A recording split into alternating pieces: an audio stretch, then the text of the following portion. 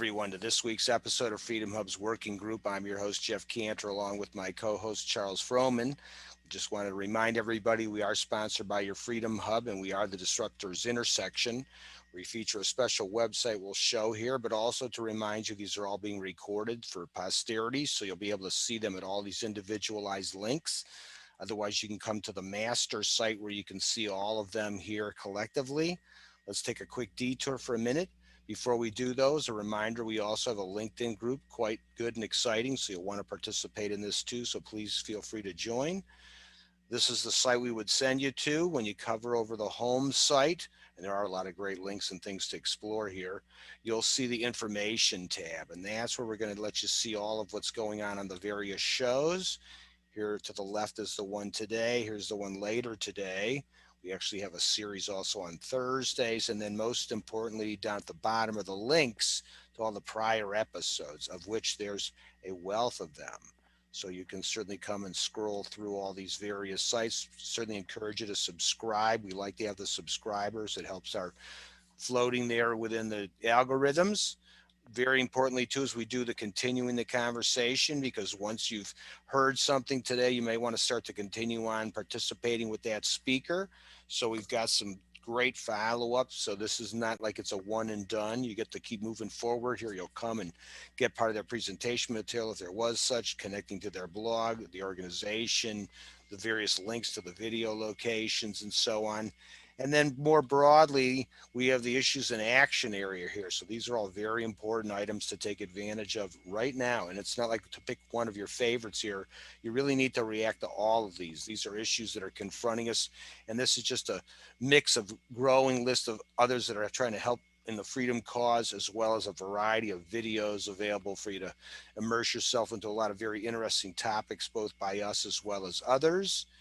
And then lastly, we actually have the marketplace, where we're continually adding a variety of very interesting products and services that are very unique or very upper end in terms of their quality or, unique space in the marketplace.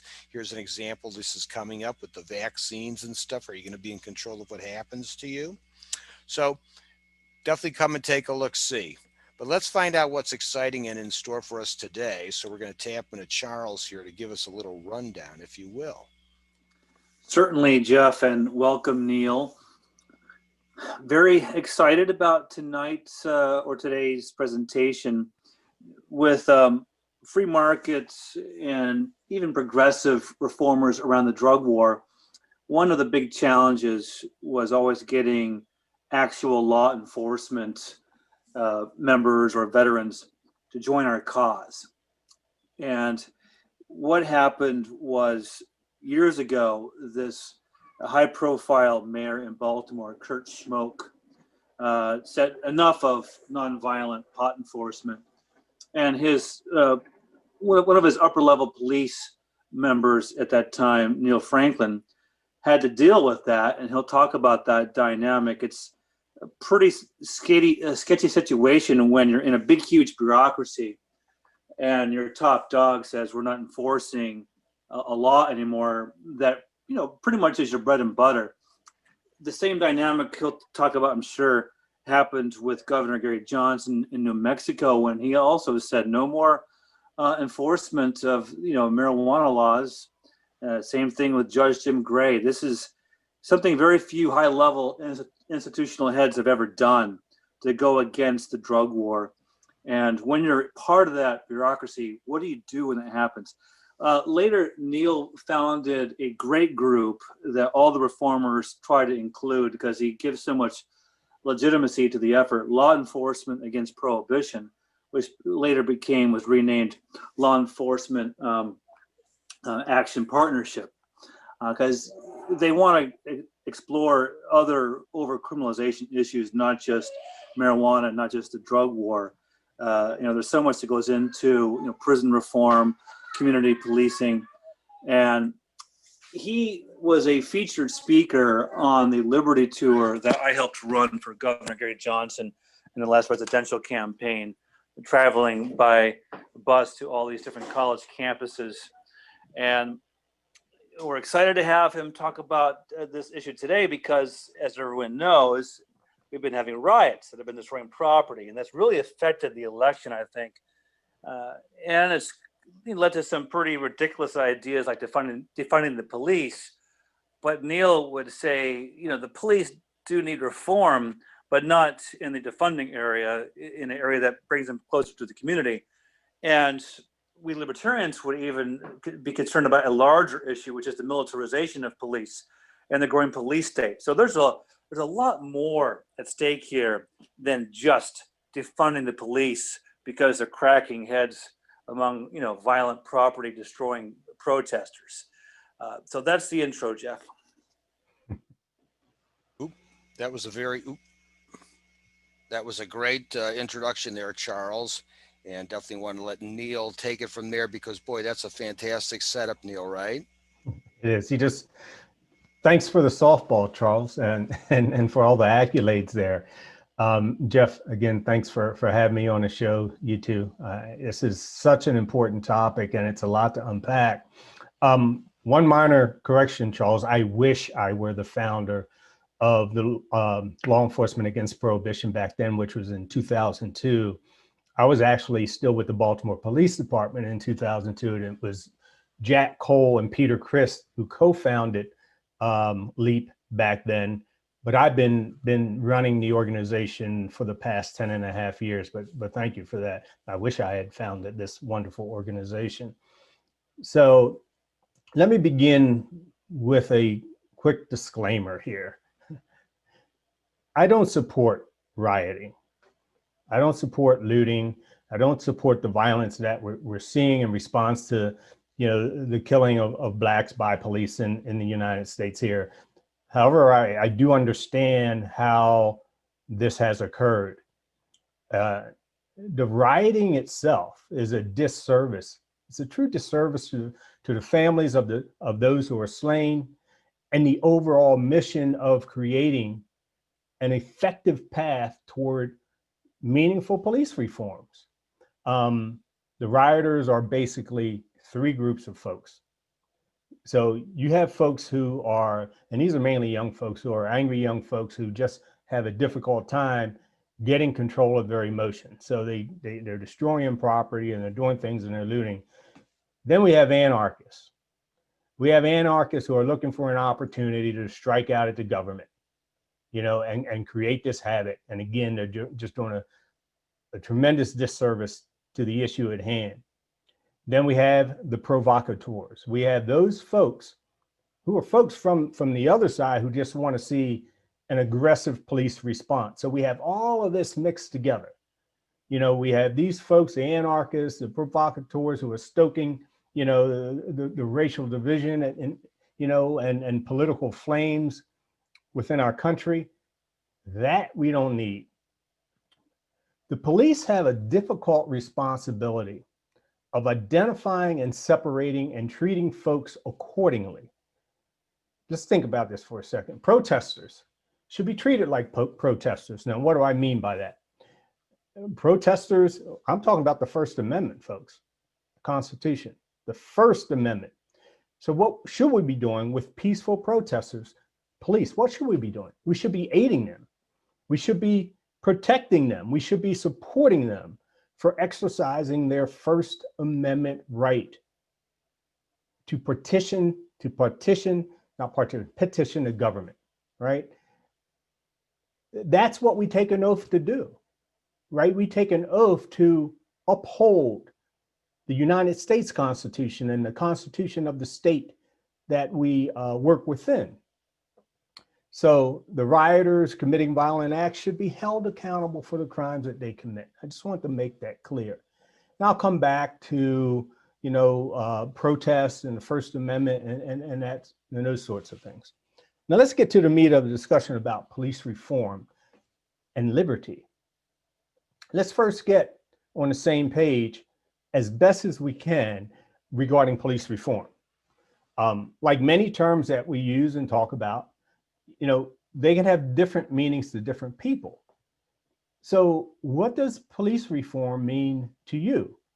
It may mean something different than what it means to me. Charles, I think you mentioned the term defund the police. We know that this means different things to different people. And we'll talk a little bit about that as well as we move through the program. But most of what we're hearing regarding police reform centers around, right now, today, it's centering around the use of force, mainly within Black and brown communities, right? So what are some of the things that we're hearing regarding police reform? We're hearing about banning chokeholds. And this is, and as you'll see going forward, this is topical things that we're going to be talking about here initially. Banning chokeholds, it's topical, and you'll see why. The duty to intervene and to report misconduct by police officers. De-escalation training and the requirements that come with that. Abolishing the police officers' Bill of Rights. I'm in the state of Maryland, as you've heard. The state of Maryland was the first state in the union to pass a law for the police officers' Bill of Rights. That was back in 1974. Transparency reforms, right, regarding disciplinary files, because as we move forward and as we try to remove from the ranks of our police departments those police officers who are causing problems, within our police forces, we're starting to see that many of them have a lengthy history of problems, complaints filed, reports of use of force, inappropriate use of force, corruption, committing crimes. We're starting to see this. So transparency issues are on the table right now. Civilian review boards, ending qualified immunity, and much more. So these are some of the things that we're hearing and seeing in the news being discussed and talked about regarding police reform. But we very seldom, if ever, hear about public policy reform relative to police reform. So what am I referring to when I say public policy? Well, Charles mentioned it earlier, the war on drugs. Remember, that's Law Enforcement Against Prohibition, our former name. That's one of the reasons, the main reason we came together as an organization of police and prosecutors and judges and corrections officials and more, to push back against drug prohibition policies and all the harm that comes from that piece of public policy. So we're talking about drug prohibition. We're talking about sex work, right? We're talking about other bans, other prohibitions, such as the now emerging vaping bans, right, for nicotine products, and tobacco bans that we're starting to see pop up in different cities and states around the country, from the west to the east. This again is problematic public policy that not only grows government, it grows our police departments. And that's a problem. So basically what I'm talking about when I'm talking about this public policy reform, which is central to meaningful, effective police reform, I'm talking about the prohibition of consensual adult behavior. Morality policing, in a nutshell, is what I'm talking about. These pieces of policy are extremely problematic when it comes to the liberties that we believe we should have within this great country. So, how has the current model of policing impacted our Constitution? How can I say this? Constitutionally protected rights. First of all, the current policing model rests upon the foundation of the police protecting property of the wealthy. So understand this, historically in the South, that property was not just, someone's home or piece of equipment, farm equipment, or vehicle of sorts, or whatever, money. It was also human capital in the form of slaves, right? Policing in the South played a big role in rounding up runaway slaves. And let me just show you something here. This is very interesting here as I share my screen with you. We in policing, we wear badges. We have shields that are quite representative of, it's who we are, right? This is one of the first things you see pinned on our chest, on right over our pocket. So in this, what I'm showing you here now is, let me make sure I get this one. Nope, that's not what I wanted to show you. Let me go back. Try that again. Okay, here we go. So what I'm showing you now is an actual badge for the Runaway Slave Patrol. So again, we're talking about the 1800s, right before the Emancipation Proclamation of the freeing of slaves in the country. So it was a law enforcement activity.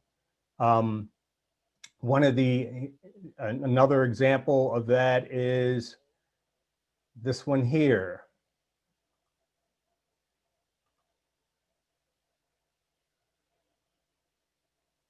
Let's see, where is it? There we go. And so here you'll see Plantation Police, South Carolina, Runaway Slave Patrol, and then one of the current Henderson County, I believe that's from North Carolina sheriffs, and the similarities between that. In the North, we were basically talking about, police being the protectors of the rich in cities like Boston and New York City, extremely political as we are today. And I think one of the problems with that, with policing today, is that we are so political. For instance, the police chief of our major cities across the country, they are hired and fired by an elected official, usually the mayor of that city or that town, which makes, again, our work extremely political. And I don't want to dwell too much on that, but that's one of the things that we have to take a look at and deal with as we look at reforming policing in this country.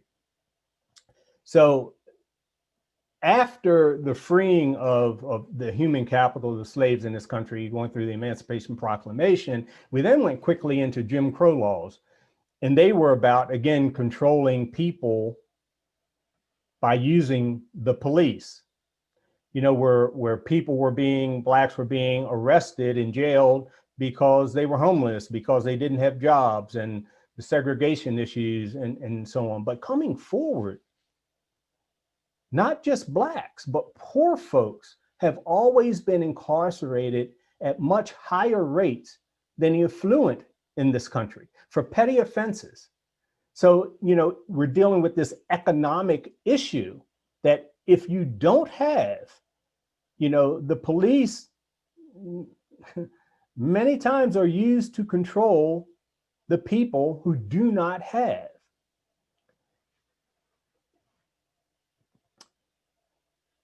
The police will tell you that, and it's true, when you look at the three branches of government, we have the judicial branch, we have the executive branch, and then we have the legislative branch of government, right? And the police are the executive branch. So we are not the legislative branch. We do not make the laws. So police will tell you all the time, hey, we don't make the laws, we enforce the laws. And that's very true. So some of these laws that the police have been enforcing for decades, if not centuries, are very trivial. I mean, there's no reason in the world. We call ourselves the land of the free, where people from other countries want to come to all the time. We call ourselves the land of the free, where we have liberty, but we incarcerate more people in this country, not just by rate, but in actual numbers. And we're only 5% of the world's population. And the tip of this criminal justice spear of incarceration is the policing profession, enforcing a lot of, and I'll say it, a lot of these bullshit laws that are on the books. They can be very trivial laws, all the way up to the massive, again, war on drugs and these laws that deal with morality policing. So again, I just wanted to point that out. And so when we think about police reform, it's not just looking at police policy, in changing these policies, what's more important, what's more foundational is public policy. The policies that direct the police to do what they do, and in some cases, how they do it. Even the internal policies in police departments are generally based upon law first and foremost. That's how we construct our internal policies. And then we get into liability issues. You know, we better create a policy so we don't get sued for this or sued for that. And then we get into best practices and what seems to work best and so on. So again, I just want to reemphasize this. The police have always been that government entity used as the tip of the criminal justice spear. And that's something that we're going to work at changing. So, you know, I started out just kind of giving this brief overview just to demonstrate that the policing model that we currently have, I mean, it hasn't changed as society has changed. The policing profession is typically behind the curve change. Society changes in many different ways, but policing is slow to react to that. And that's also very problematic. But let's look at policing and the Constitution, the US Constitution. I'm going to briefly focus on two amendments. I said a couple things initially about the First Amendment. The other one is the Fourth Amendment, but there are more, but I want to focus on these two. Because the First Amendment is tied to the protests that we are now seeing and dealing with across the country and our response to that. The Fourth Amendment deals with, I think the police operate more in the Fourth Amendment than any other one. As we talk about our liberties, our freedoms, being secure in your person, papers, and effects, you know, that's the Fourth Amendment, so that we're protected from this reach of the government literally into our pockets and into our lives. So let me talk about the public policy that's enforced by the police that's coupled with this. You know, and we're not just talking, we're also talking about case law that comes from this, that comes from the work that the police do, and these cases end up in court, and then we end up with case law, which tends to give the police more of an ability to infringe upon your liberties willy-nilly. Let me talk about a couple of these. Let me begin with stop and frisk, right? So stop and frisk is based upon a piece of case law, Terry versus Ohio. And this basically makes it possible for the police to stop you, for instance, on the street, and pat you down for weapons. Now, it's not difficult for a police officer to articulate a reason for stopping you and patting you down for weapons. Any crafty police officer can do that. And this infringes upon your liberties. Many police officers believe that they can stop you and just ask for ID at their own discretion. Now, and that's not true. They can't do that according to law for the most part. And even if they are wrong, as many times as they are, you know, and they end up arresting someone and then slapping some bogus charge on them, like interfering in their investigation of whatever, right? It could be a suspicious person call, not even a crime that they're investigating, right? But they arrest you in charge with interfering or some other bullcrap call, and they're generally protected through qualified immunity because they were acting in good faith.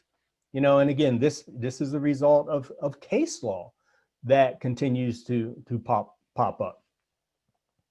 What about, Charles, you gave some, you know, you kind of set this up in your intro quite well, because you were talking about marijuana, you were talking about Gary Johnson, you were talking about Mayor Kurt Schmoke here in Baltimore.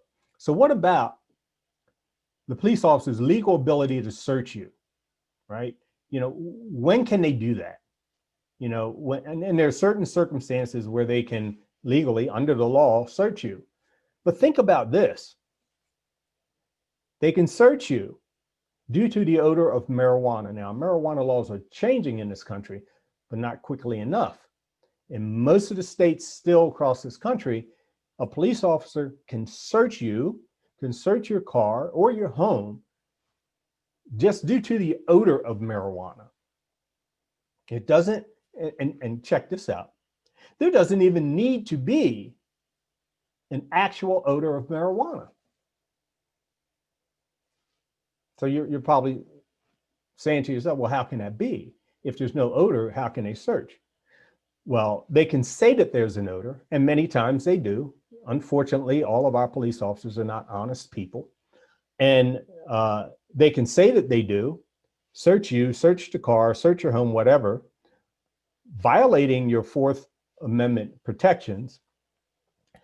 And there's absolutely no recourse for you. There's nothing you can do. When they come up empty-handed, there's nothing that you can do to push back at that illegal search. Absolutely nothing.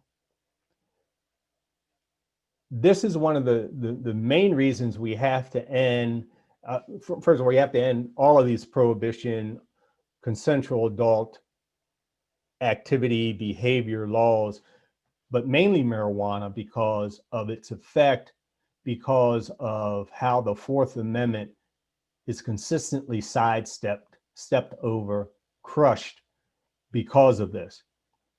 Again, a police officer can literally search anybody in this country at any place, anytime, just by saying they smell marijuana, and they don't actually have to.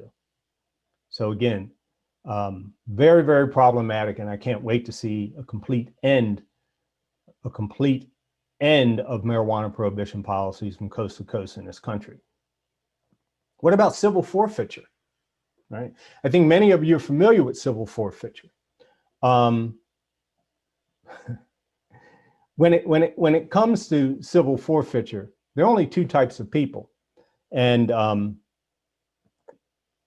there are those that hate civil forfeiture, and there are those who don't know what it is. There's the only two types of people, because when you know what it is, you hate it. It is one of the most un-American pieces of public policy that we have in this country, where the police can literally take your cash, take a piece of your property on the mere suspicion that your property, that your cash is guilty of nefarious activity or the proceeds of that activity. And it's a civil process. And we've passed laws that make this legal for the police to do. And we've been fighting this from coast to coast at the federal and state levels, and we're making some progress. So hopefully very soon we'll end civil forfeiture in this country. I could talk more about that later, but let me move through. Again, there's just so much to unpack and only so much that I'm going to get to.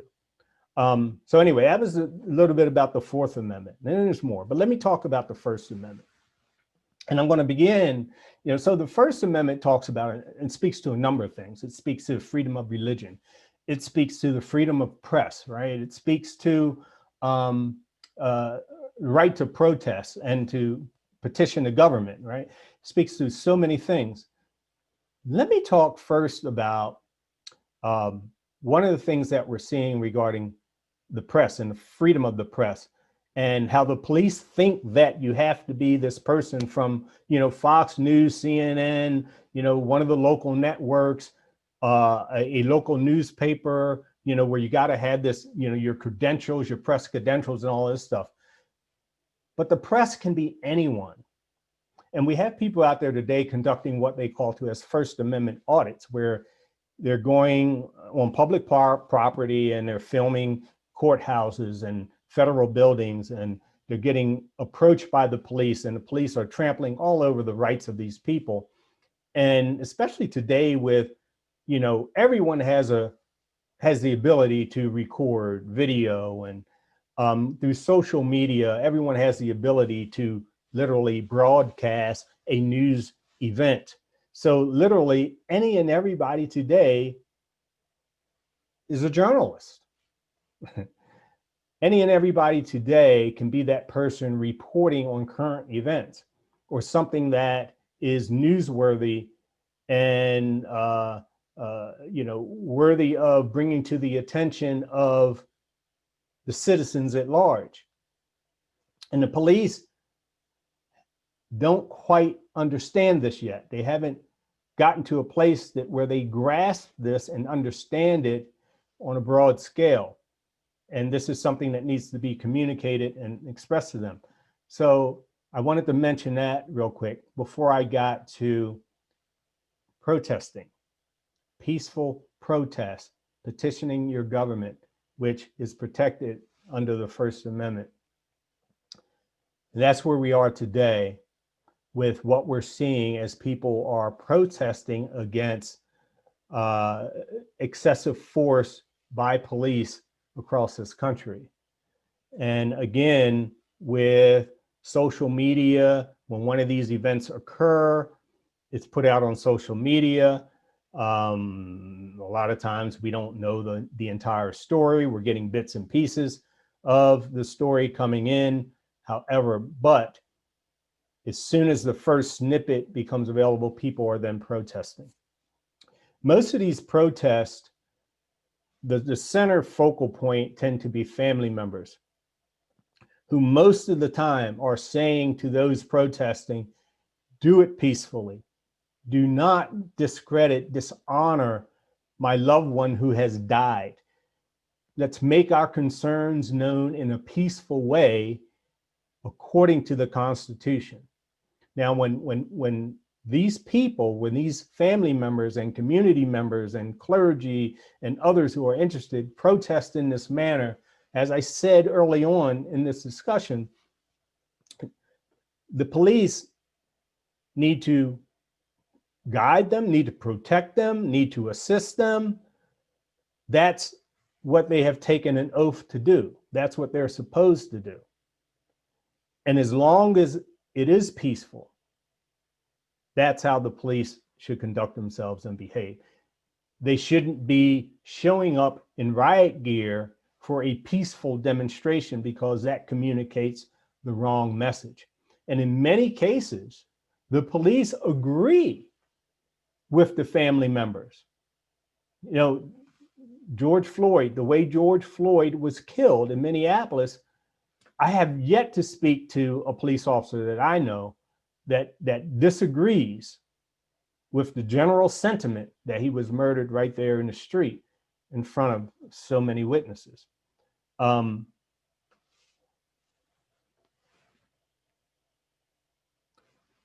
what we're seeing is people taking advantage of these situations. Again, the anarchists, the provocateurs, and others who are doing the rioting, the looting, so on. And that's where the police need to demonstrate intolerance for. Do not tolerate that, but they need to still do that in the right way as well.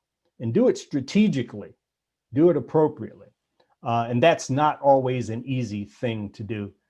No one said that this job would be easy, especially in times like this. Charles, you mentioned police militarization. This is all in the same area. Again, when we're seeing in this nation a change in our police forces and the men and women who wear the uniform, and I reflect back many times as I think about this issue of police militarization, what it means for this country, what it means for our communities and neighborhoods. And I understand that we, the police, have to have pieces of equipment, protective pieces of our uniforms, our shields, and the protective gear and the helmets that we have to put on occasion when it's appropriate. I understand having some of the vehicles that we have that help to protect folks and go into a hot zone, what we call, and extract people and so on. However, those pieces of equipment should not be displayed any and every time there's some uneasiness. It has to be done in a very strategic way so that we're not sending the inappropriate message to the people we're supposed to be protecting in this country. And it's not a difficult thing to do. But where I'm greatly concerned regarding the militarization of our police forces is even what I'm seeing regarding the day-to-day uniform that the average police officer is wearing in this country. How it has migrated from, you know, a nice crisp shirt, some creased slacks, you know, where the ballistic vest was not worn on the outside in a military fashion, you know, a ballistic vest with all the gear that's loaded up on it with the police across the back. You know, it used to be worn under the shirt. Just as effective, but not in this public display. The uniforms that police have adopted today in many respects say and communicate to the public, to our citizens, I am at war with you. I am prepared to do battle with you. Subliminally, it sends the wrong message. It makes you very standoff. It makes you unapproachable, and completely unnecessary how we've gotten to this place. And I think a lot of our police officers, everyone, you know, just about every police officer, you know, not every, but just about every police officer would love to be a member of the SWAT team, right? It's, you know, it's very macho. It's, you know, it's very hut, you know, it's very masculine. But not all measure up, not all qualify. But if I can't make the team, I can at least look like I made the team by wearing the same type of gear.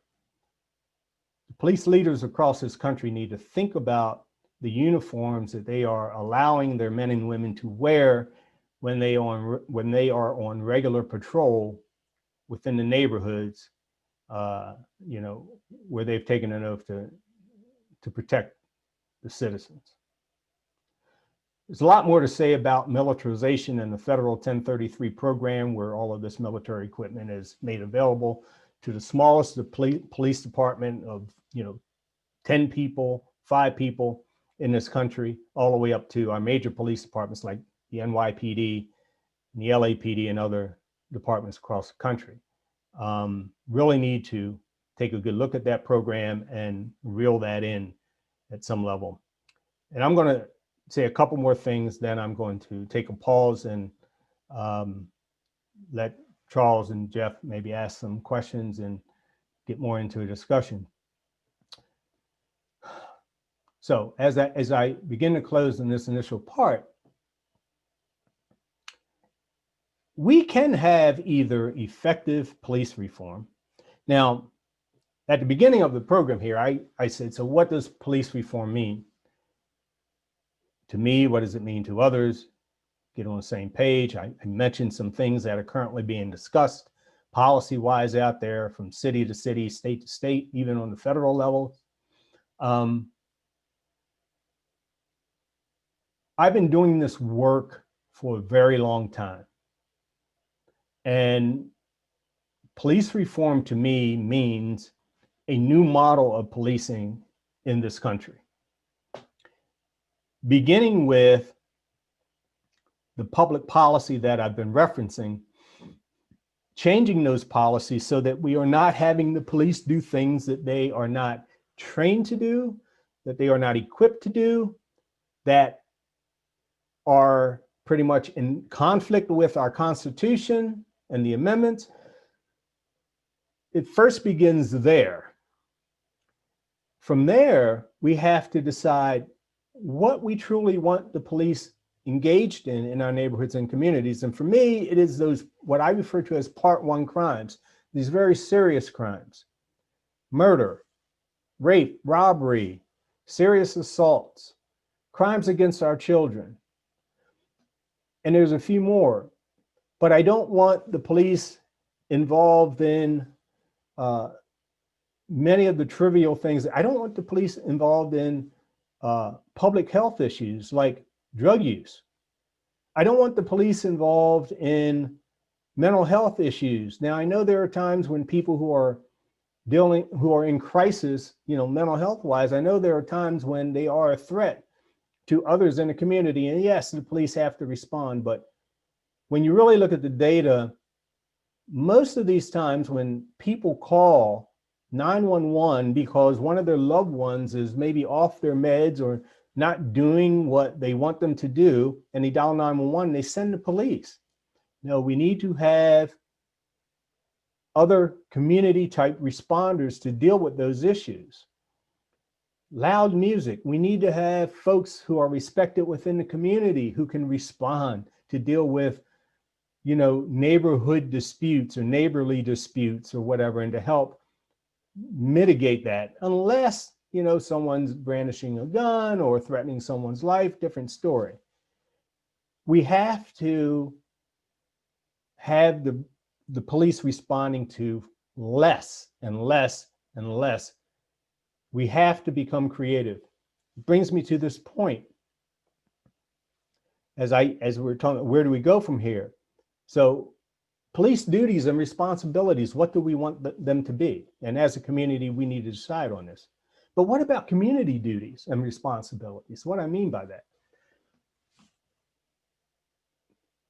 One of the things that we're doing in the Law Enforcement Action Partnership, we're taking a look at 911 calls for service and the levels of priority. Is this a priority one call, for instance, like a robbery, like a burglary in progress, like a rape? Or is it a priority 4 or 5, very low, a homeless person in the doorway of a business or sleeping on a park bench? In those circumstances, we shouldn't have the police responding to deal with our homeless population. We should have others responding to deal with those types of issues. I remember when I worked the road, I remember getting a call to a household to go find a runaway 14-year-old daughter. I get me initially being involved if there was a suspicion that she may be in danger. But when I arrived at the home and the parents told me that we know where she is, she's over a friend's house, she's been there for a few days, I shouldn't be the one to go retrieve that young lady. And I have to say this, in that scenario where I got that call, I was instructed by my superiors to go retrieve this young girl and to process her as a juvenile delinquent, which meant fingerprinting, photographing, taking her into the barracks, the squad room, and processing her in the same manner I would process someone who just committed an armed robbery. She didn't go to a detention facility. I did take her home, but there's no way that ever should have happened, putting that young girl who was dealing with some issues through that type of additional trauma. We've got to come up with better solutions, better processes. We need to decide collectively as a community when and where we want the police involved in things. And at the end of the day, we're talking about smaller government. We're talking about a less intrusive government. The last thing we need is a police state in this country. And folks, that's where we're headed, especially as as you see how we're responding to protests in this country. Some of the examples that I gave about police stopping you on the street, asking you for your ID, stop and frisk policies, the case law that continues to come out of our courts, and so on. We are moving toward a police state. We have an opportunity to use what is in front of us right now, dealing with protesting, dealing with the police reform issue, dealing with these other things that I'm talking about and more, and moving in the right direction, coming up with a new police model from beginning to end in this country, one that is in line with our Constitution and our Bill of Rights, our liberties. But it's up to us, each and every one of us, to petition our local, state, and federal officials into doing the right thing and making the right decisions. And again, beginning with public policy. in what we do with public policy in this country. So I'll put a little pin in it and pause right now for Jeff and Charles. Right, Neill, that was super. It just seems so simple as you continually hear this described that the solution effectively is we just fix a lot of societal, like you said, deploying the cops for frivolous reasons and focus on what we really need them there for. And then you just kind of switch up what they utilize as far as their typical way to react to situation with the tools they use. Because there's a lot of interesting non-lethal things I see that I can buy, but that typically it seems like the cops don't use those types of things, or either Right. tasering or shooting somebody. And it's like, you don't need to do that, go that far, like you said, in certain instances. But here, let me ask you a quickie question and then a little lengthier one. Yes. With Trump suddenly getting all these endorsements and so on with this election cycle, is it more just because the Democrats fell away in general from just defending or caring about the cops, or wanting to just kind of get brownie points by siding with the other aspects of it? Or has Trump also done some productive things you think that have moved us to a better place in policing? That's a good question. Um, so again, from where I sit, 34 years in policing, um, it's been a roller coaster ride. Let me begin with President Trump. Um, from where I sit, what he is doing and why he is doing it is 99.9% political. And it's no different than what we've seen politically, not just at the federal level with this administration and policing, law enforcement, but we see it at the state level as well. We see it at the local levels as well, how those in our policymakers, those in elected positions lobby, the police departments to get their votes, to get their support. There's still a lot of weight there with law enforcement supporting you as an elected official to get you the votes, to get you the finance contributions, and so on. His primary reason is, in my opinion, is political, as it is with most. But you ask about the Democrats and whether they fall off or not. I think the Democrats, from what I can see, are trying to look at this issue of public safety from a more holistic perspective. And here's my point. When we talk about public safety, we need to be also talking about public health in the same breath. So here's what I mean by that. I'm talking about the void within our neighborhoods and communities in resolving many of the challenges that police are now responding to, that have been, I guess, in a sense, punted to the police, or the police have become the default, right, for these issues. I talked briefly about mental health, right? We just had an issue in Philadelphia that with Walter Wallace, who was shot by the police. He was having a mental health episode. The police responded, even though during the 911 call for service, they wanted someone else. They wanted a crisis team to respond. But 2 police officers got there first. These police officers aren't equipped to deal with that. But our communities aren't set up yet to deal with that.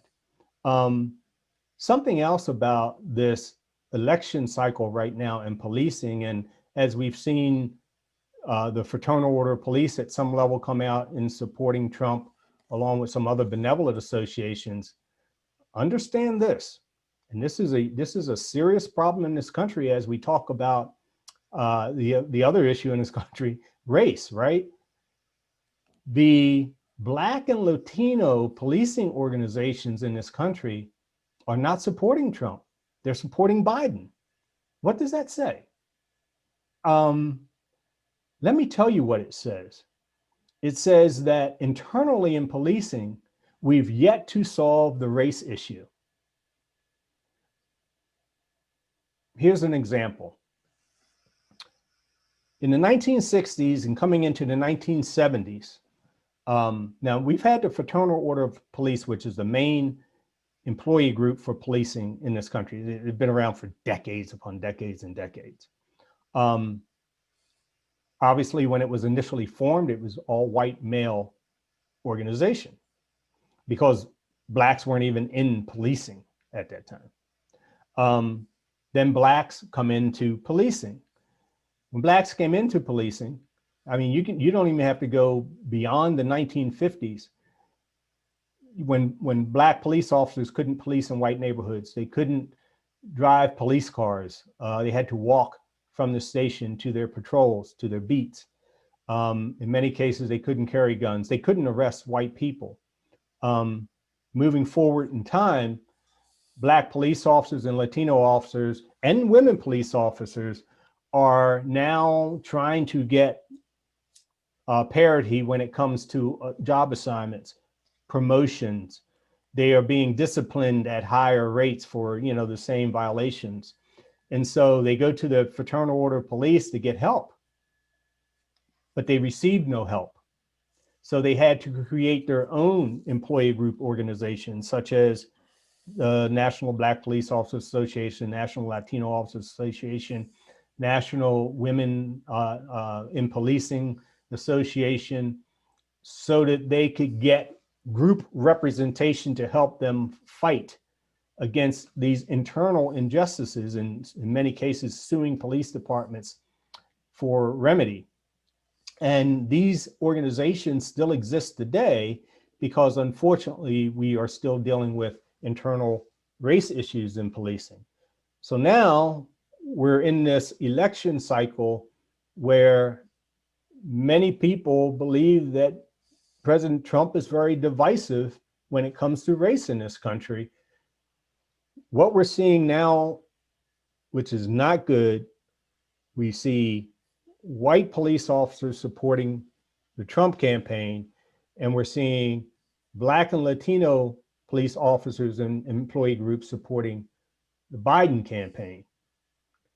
And I think you'll probably begin to see some of this popping up more in the media as we get closer. I know we're just a week out, but things are going to get hot and heavy here in the last few days. So anyway. Keep things moving because we're running out of time here. We want to squeeze some questions, but it kind of leads to what I was setting you up for a little bit is, and you set up a perfect example of how it's created this schism there when it really shouldn't be, because the purpose of policing is universal. There is no difference in anything when it comes to what a police is to do. Absolutely. What about the idea of disengaging the police from government and any influence whatsoever, and just have the whole thing be private in some way, shape, or form, or broken up in a capacity where they can't manipulate it or dictate what you can and cannot do? Hire you as the professional you are, let you do what you know you need to do, and and then that's what the National Guard and everything else is for when the state has to come into play. So it's a good question, and it's actually a question that's being proposed all across the country, and people are batting things around, solutions around. Most of the citizens are pushing back, at least from what I've seen, pushing back against privatizing police departments. However, there's kind of like, let me put it this way. In a sense, what they're talking about, what they would like to see, in a sense, it's kind of like privatizing, but it's not. Here's my point. What they're asking for is community governed policing, community controlled policing. So what does that look like? What it looks like is you have a community. Say you have Richmond, Virginia, right? The mayor of Richmond is not going to hire the police chief. The mayor's not going to, along with the city council, they're not going to establish the budget for the police department. They're not going to set and constantly change the policing philosophy. They will establish, the community will establish a governance board, per se, of business folks, of community leaders, maybe clergy, young people associations, a diverse community that makes up this governance board. Now, it can be a combination of elected folks, some appointed, however that community wants it to look. But to have the community establish the policing philosophy, to establish the budget, to hire and fire its leader, and so on. That's what we're starting to hear.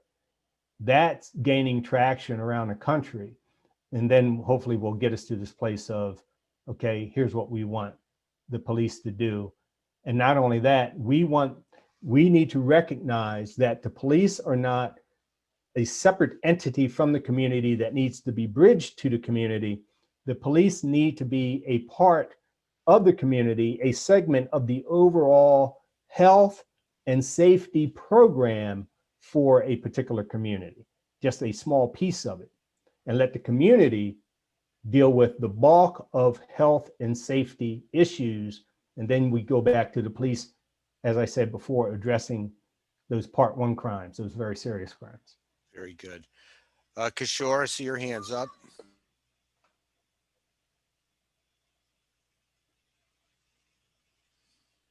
You have to unmute yourself. Might not have missed very many there. Charles, how about you? Thanks, Jeff, and great presentation, Neill.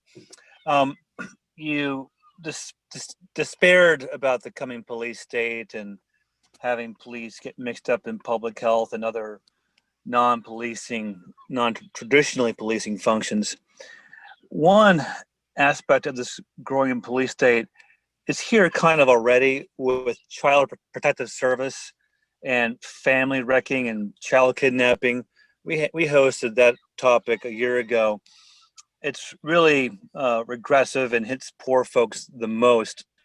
If poor parents especially don't vaccinate with the COVID vaccine coming up, there's going to be an easier way for CPS to use their subjective powers just to determine negligence and have you guys come in and take the kids away.